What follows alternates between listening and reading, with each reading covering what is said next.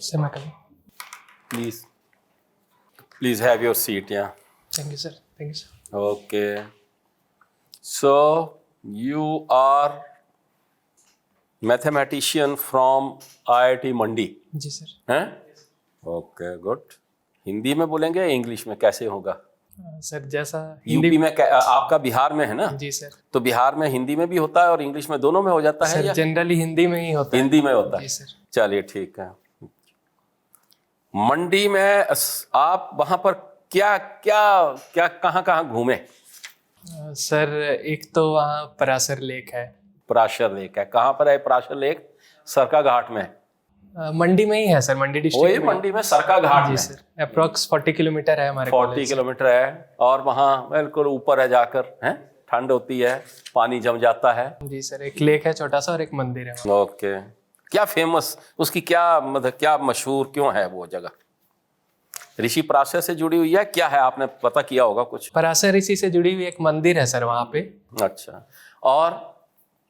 और भी वहाँ नजदीक में बड़ी फेमस जगह है कुल्लू मनाली में, कुछ आइडिया है क्या है? मनाली है सर. वहाँ क्या फेमस है, यही तो पूछना है. मनाली में सर वैसे तो टूरिस्ट प्लेस, वो तो एक पार्ट हो गया. और बाकी पुराने मंदिर है सर वहाँ कुछ. ब्यास नदी कहाँ से शुरू होती है? ब्यास नदी सर रोहतांग पास के पास. रोहतांग पास से. उस जगह का क्या नाम है जहाँ से बस केवल पानी निकलता ब्यास का? Sorry sir idea. ऋषि ब्यास का कुंड है वहाँ. सॉरी. आपने देखा? टॉप में गए थे आप? रोहतांग पास देखा? टॉप पे तो नहीं गया था सर. रोहतांग पास ही नहीं देखा आपने? रोहतांग पास गया था सर. तो बस, तो वही तो है. रोहतांग पास इधर है, इधर को ब्यास कुंड है. ऋषि ब्यास ने वहीं तपस्या की थी. ठीक है. ओके. अच्छा. मैथमेटिक्स में आप अभी काम कर रहे हैं या नहीं? अब नहीं कर रहे हैं? अच्छा. तो आपने डिग्री कब कर ली?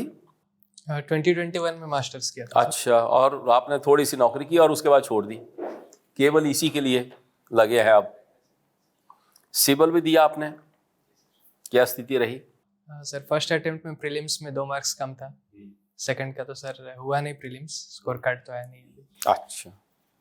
अच्छा, एक चीज़ ये बताएं, उड़ीसा में कौन सी ऐसी चीज़ है जो कि बहुत अच्छी है, जिसको कि आप यूपी में लाकर, बिहार में लाकर इम्प्लीमेंट करना चाहेंगे? सर रिसेंटली वहाँ टेक इन्फ्यूजन बहुत हुआ है. उन्होंने SEZ वगैरह बनाया है, स्पेशल इकोनॉमिक जोन. तो जो इंजीनियरिंग कॉलेजेस थे उनके एक तरह से अपस्ट्रीम लिंकेज हुआ है वहाँ. जॉब ग्रोथ बहुत अच्छी है वहाँ के. प्राइवेट इंजीनियरिंग कॉलेज बहुत है और जॉब की डायरेक्ट लिंकेज है एक तरह से. पर ये माना जाता है कि उड़ीसा बैकवर्ड है, जबकि उड़ीसा बैकवर्ड होना नहीं चाहिए. आप क्या सोचते हैं? सर हिस्टोरिकली जो माइनिंग वाले इलाके थे और अभी भी डिस्पैरिटी है. वेस्टर्न उड़ीसा अभी भी डिस्पैरिटीज की वजह से बैकवर्ड माना जाता है. मगर जो भुवनेश्वर के आसपास, कैपिटल के आसपास नियर बाई पेरिफेरल एरिया है, वहाँ डेवलपमेंट सर बहुत हुआ है. और रिसेंट में कोशिश ये भी की गई है कि वेस्टर्न उड़ीसा में भी एक इक्विटेबल डेवलपमेंट हो. बट एज ए होल, मैं भी उड़ीसा में गया हूँ, मुझे कहीं ऐसा नहीं लगा जो एक, मतलब ठीक है कैपिटल या थोड़ा बहुत सिटी है तो वो हुआ होगा, बट बहुत ज़्यादा ऐसा लगा नहीं कहीं जो एक होना चाहिए. वहाँ की बीच वहाँ की बहुत अच्छी है, वहाँ टूरिस्ट प्लेस बहुत अच्छे हैं, परंतु जो वेस्टर्न घाट्स में टूरिस्ट प्लेस हैं, वैसा एक वो विकास नहीं हुआ. क्या कारण रहा होगा? सर हिस्टोरिकली पॉवर्टी बहुत ज़्यादा थी वहाँ. तो गवर्नमेंट को पहले तो एक बेसिक एमिनिटीज एश्योर करना था, जिसको गवर्नमेंट ने अचीव किया है. क्या कारण रहा होगा कि यहाँ पर पॉवर्टी रही since ages, not from today? भाई जब अशोका ने फाइट किया था, वो उन्हीं एरिया में तो फाइट किया था जाकर, कलिंगा उसी के आसपास तो है, तो तभी ये गरीब था, तभी ये था. सर एक तो ट्राइबल पॉपुलेशन वहाँ बहुत ज्यादा है और ब्रिटिश ने ट्राइबल को बहुत ज्यादा नहीं, बट एक बात बताइए, इतनी बड़ी आर्मी लेकर वो वहां गए, ऐसा नहीं है कि अशोका जीता वहां. ये बोलने की बात है कि भाई उसने मारे और ये वो, परंतु उसका भी अपना बहुत नुकसान हुआ है. तो कहने का मतलब जब वो डेवलप्ड स्टेट नहीं था, जब वो रिच ही नहीं था, तो कैसे वो अशोका को उन्होंने फाइट दी इतनी बड़ी? क्या कारण रहा होगा? कल्चरली तो रिच रहा है उड़ीसा, टेम्पल्स बहुत है वहाँ, मगर इकोनॉमिकली माइनिंग के वजह से और जो ब्रिटिश की पॉलिसीज थी ट्राइबल्स के अगेंस्ट, और वहाँ जो मूवमेंट्स हुए, ब्रिटिश ने बहुत रिप्रेस किया, तो आज़ादी के बाद उतना रिच नहीं रह पाया. रिसेंट पास्ट में सर परफॉर्मेंस अच्छा रहा है, इकोनॉमिक सिचुएशन भी अच्छी नहीं थी, मगर जैसे लास्ट ईयर नीति आयोग की रिपोर्ट, उड़ीसा की एक बहुत अच्छी बात है, to deal with the natural disasters. Disasters आपको पता है उसके बारे में? सर उन्होंने मॉडल डेवलप किया है, बहुत स्विफ्ट रेस्क्यू करते हैं वो, इवैक्यूएट भी करते हैं, और रिसेंट में यूएन ने भी जैसे प्रेज किया था। कौन सा ऐसा रिसेंट वो था जिसको कि मतलब एक स्टेट ऑफ आर्ट माना जाएगा रेस्क्यू का? सर फानी जब आया था उस टाइम उन्होंने बहुत अच्छा रेस्क्यू किया। ये तो पहले का है, 2019 में आया था सर। और रिसेंट में तो सर याद नहीं। चलो इतना भी रिसेंट नहीं, ट्रेन का एक्सीडेंट नहीं हुआ था? जी सर। द बेस्ट रेस्क्यू था, 3rd डे में ट्रेन चल पड़ी थी वहाँ। जी सर, बालासुर में हुआ था सर। यदि ऐसा कुछ होता है तो वो यूपी में या बिहार में या कहीं पर भी वो आ सकता है।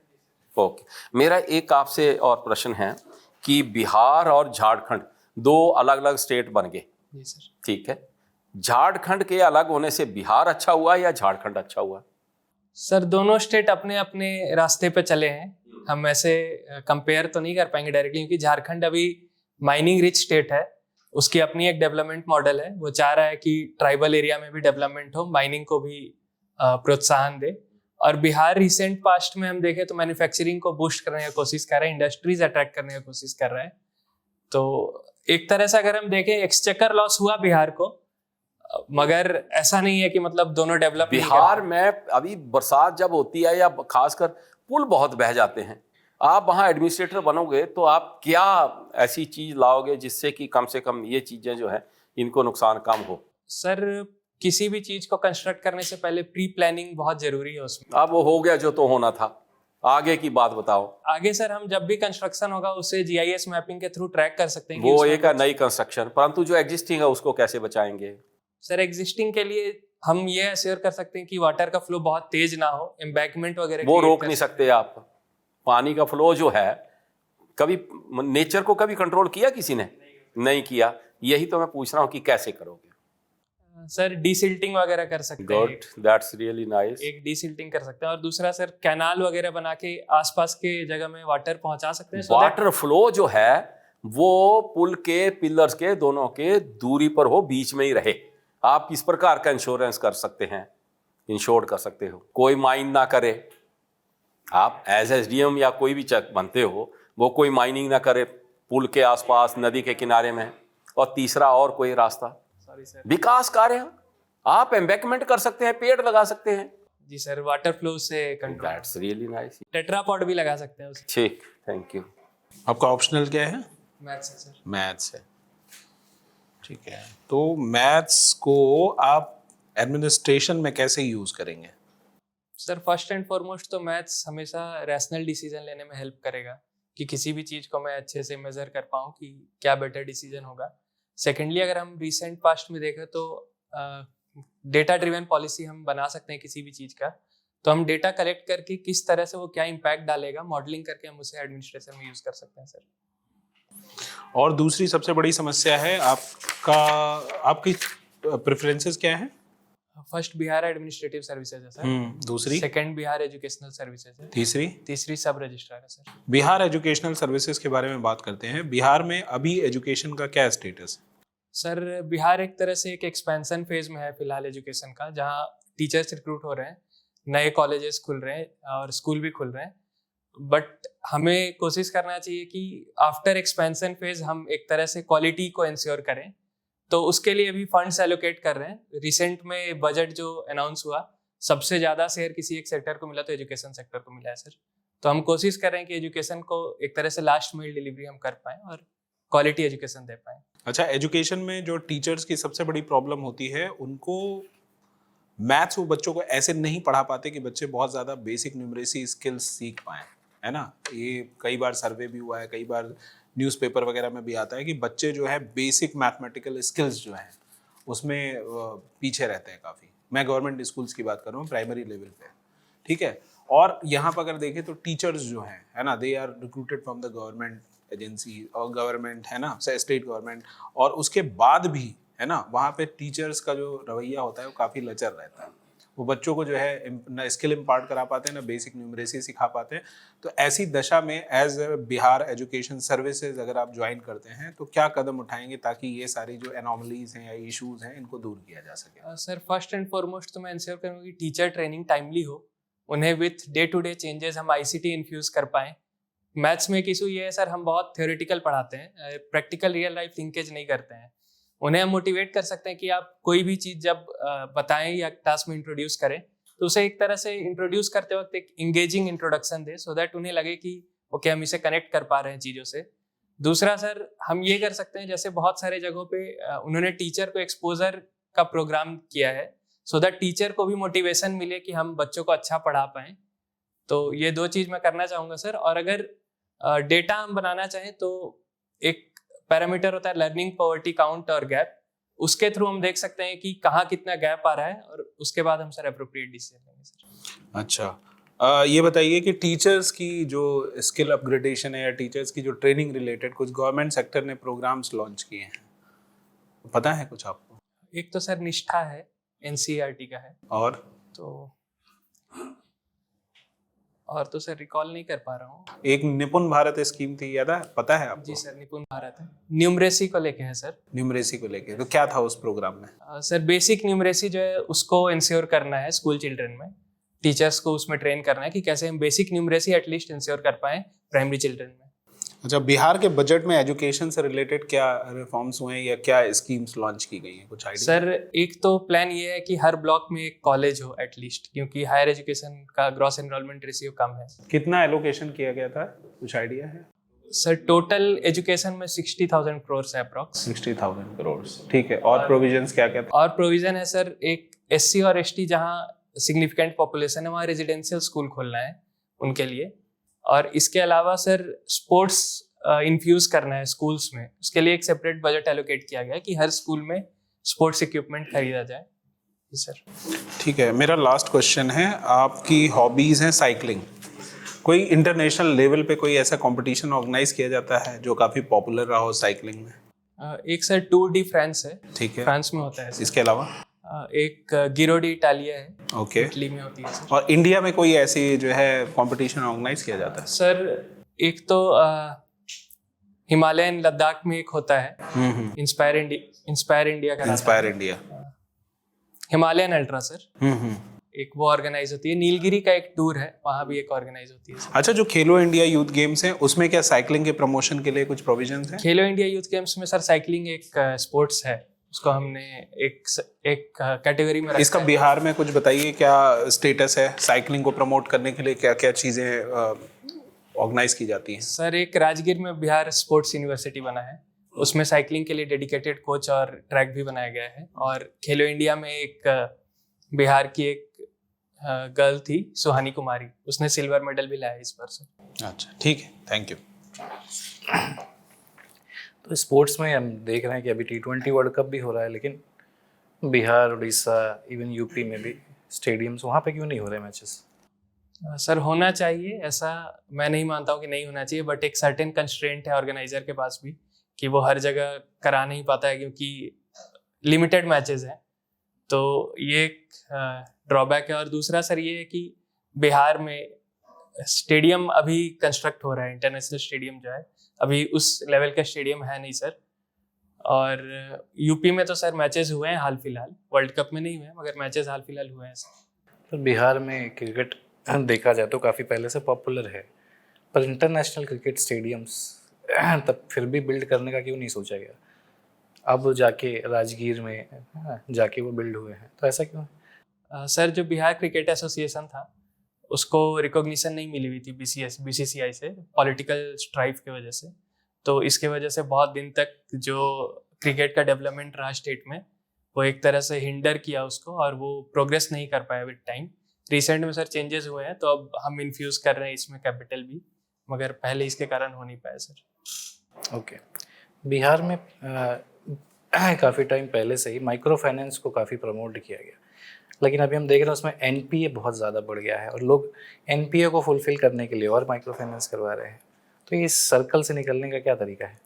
सर एक तो हम ये इंश्योर कर सकते हैं कि जब भी हम लोन दे रहे हैं माइक्रो फाइनेंस के थ्रू, तो अगर हम विमेन या किसी को भी दे रहे हैं वल्नरेबल ग्रुप को, तो एक हैंड होल्डिंग सपोर्ट भी दें, सो दैट वो जो भी करना चाह रहे हैं या बिजनेस करना चाह रहे हैं या एंटरप्रेन्योर बनना चाह रहे हैं, एक हैंड होल्डिंग सपोर्ट और ट्रेनिंग दे, सो दैट उसका एफिशिएंट यूटिलाइजेशन हो सके।